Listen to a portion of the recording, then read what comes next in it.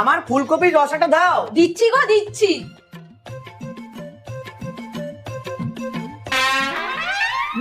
বৌদি আমাকে তো শুধু ঝোল দিয়েছো, পনির দিতে কি ভুলে গেছো? না গো না, ভুলিনি।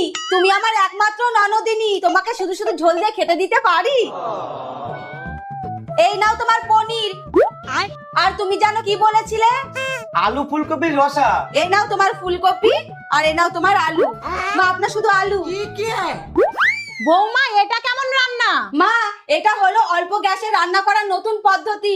ঝোল একবারই হবে, তার মধ্যে আলাদা আলাদা সবজি দিয়ে দিতে হবে। এতে গ্যাসও কম খরচ হবে, আর সবাই আলাদা আলাদা পদ দিয়ে খেতেও পারবে। মা দেখো এই পদ্ধতি যেন দেশের বাইরে না যায়।